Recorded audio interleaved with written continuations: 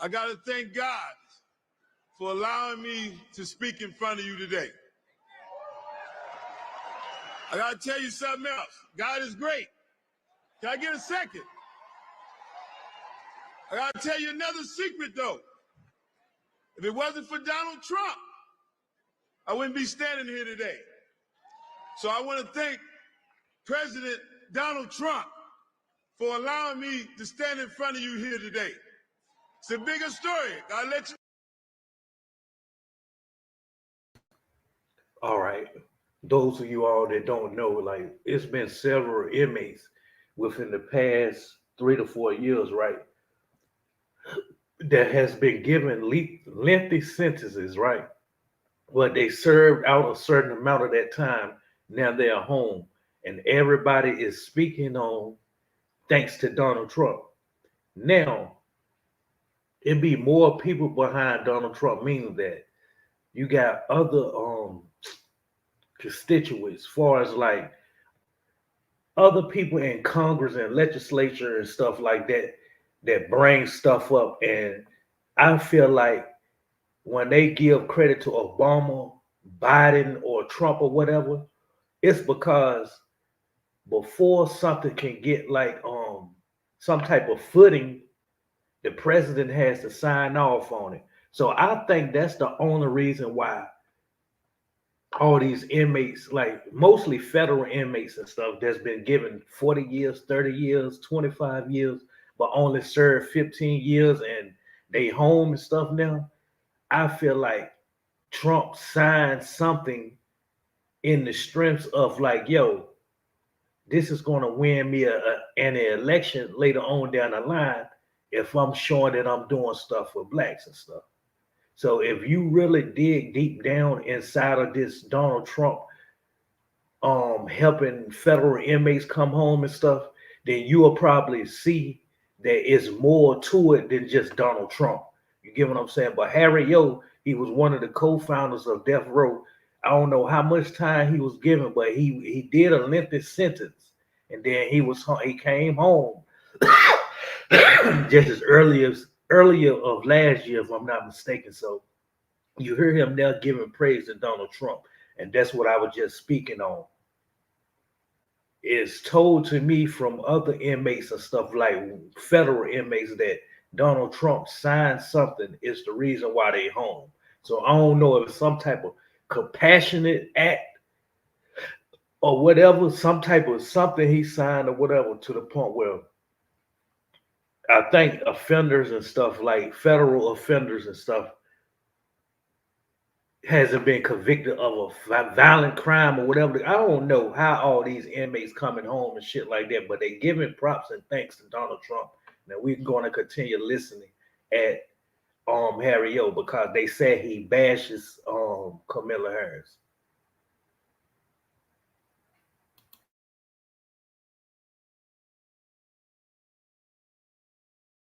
You know about it. God spoke to his heart. And Donald Trump signed with his heart my release after 33 years. God spoke to his heart.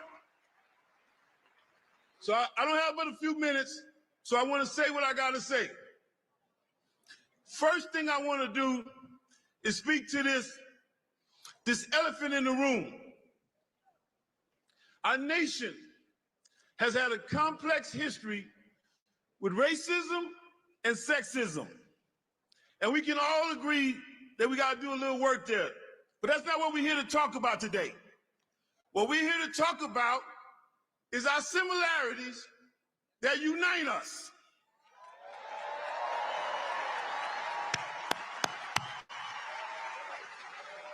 We want to talk about family security. It's important. We want to talk about economic development. It's essential. We want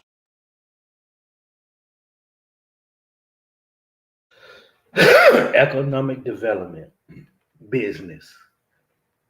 Now you see why, motherfucker, Jeff Bezos is motherfucking not Jeff Bezos, motherfucking damn, it'll come to me, man. The guy that Elon Musk, right? You see why Elon Musk is like heavily campaigning for Donald Trump. All right. Mark Cuban was on the Trump campaign, like pulling on Trump coattail, but for some reason he took the path of the Kamala Harris direction. But most of these like people that's of a certain financial build and stuff, right? Meaning that they a millionaire or close to billion or whatever the case may be. Those are the ones that I see like really room for Donald Trump because I think Donald Trump trying to get some pass, or it might be already like in the play for us like if you make over 400,000 a year or 200,000 a year, then you don't have to pay taxes or some shit like that. So that's a big break in some of these goddamn entities' pockets and shit, right? Like they don't have to file taxes, they don't have to give money back and shit. So who wouldn't be for shit like that? But I'm looking at certainly whoever I see like trying to run with Trump and shit. I look at them as an opportunist, and the opportunist ain't nothing wrong with that. You just jumping on the opportunity to better your situation and your livelihood. You get what I'm saying? You look at that the bigger picture, meaning that if you jump ship now, later on down the line, it's gonna work out in your favor. So that's why I see people like, well, that's what I feel people is like they opportunists that's rooting for Donald Trump because Donald Trump is mainly about monetary gain.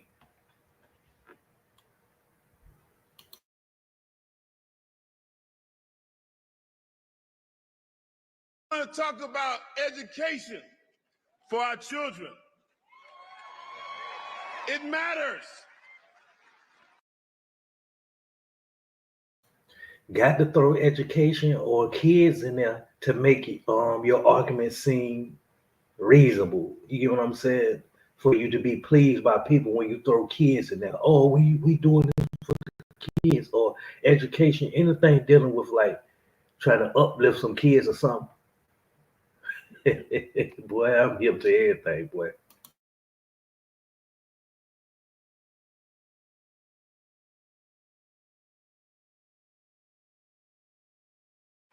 It matters. For example, Kamala Harris talks about an opportunity agenda for black men, but there is no opportunity unless you have the foundation that starts with a strong education. And we cannot allow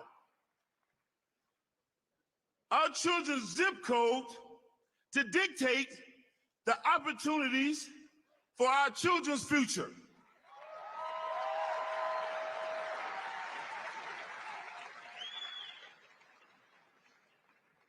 School choice is like the First Amendment of opportunity agenda. The rest of the Constitution can't work. And I don't be believing none of these motherfuckers that got to look down at a paper and shit. Like, I never understood that shit. Why the fuck motherfuckers don't read from the mind and heart? That shows people like, yo, this ain't nothing made up. And then people want to use the excuse like, man, it's so many thoughts that you don't want to forget nothing or miss out on nothing. No, that shit is more genuine when that shit coming from you, not you looking down at a paper reading that somebody probably properly put together for you to read.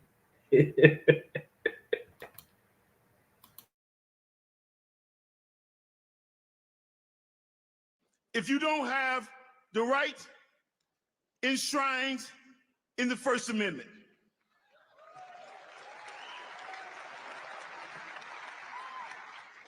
That is why we created Community First, to promote economic self-sufficiency, to increase access to capital, to expand educational opportunities.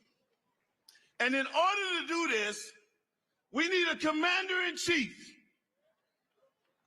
that has the ability to bridge the gap with government, business, private sector, and our communities.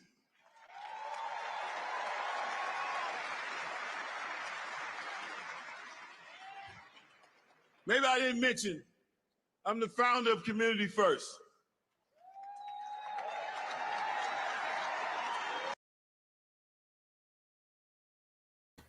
Who's heavily endorsed by who? See, certain shit you got to dig deep and do your due diligence on so you can be aware of the propaganda.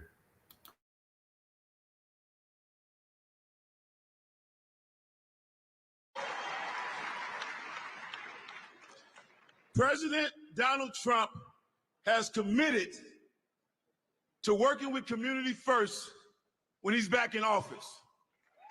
And in case you didn't know, Community First is you. No, fuck that. You're gonna have to give me some type of proceeds now. Don't let me get up here and look like a coon for you. And then if you don't win, it's like, yo, okay, he ain't with the initiative. No, you gonna goddamn compensate me first now, because it ain't no guarantee that you are gonna be elected in office. So if you really for me and for this community, whatever this shit is that I'm trying, this outreach that I'm trying to provide to you and bring to the light, then you need to be aboard now. Don't wait and get aboard like when I'm elected president. You get what I'm saying? See how certain shit plays out.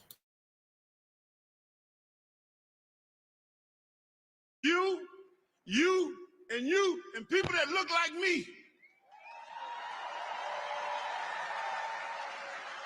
So Community First endorses Donald J. Trump to be the 47th president of these United States of America.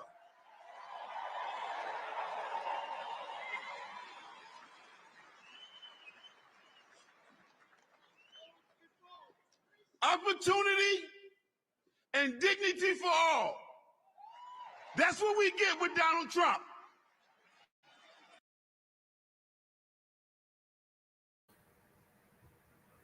So there y'all have it, man. There y'all have it. Former inmate, former convict, founder of DeathRow Records, Harry O speaking on Donald Trump behalf. I just shared some content last week on Trick from Detroit. He's an extortionist in the behind the scenes in the music industry and shit, who extort and goddamn pillage and rob and do this and that. But guess who he's campaigning for now? Donald Trump. The motherfucker's opportunist, yo. But ain't shit wrong with being an opportunist, though, yo. But these people that's opportunists are the people who y'all look at as the big bad wolf and shit, though. They cooning for your boy in orange with the orange hairs. Where you at, in Luma Negro, man? This would have been a good one for you, man. This would have been a good one. I wanted to get your take on this one. But y'all catch the replay, man.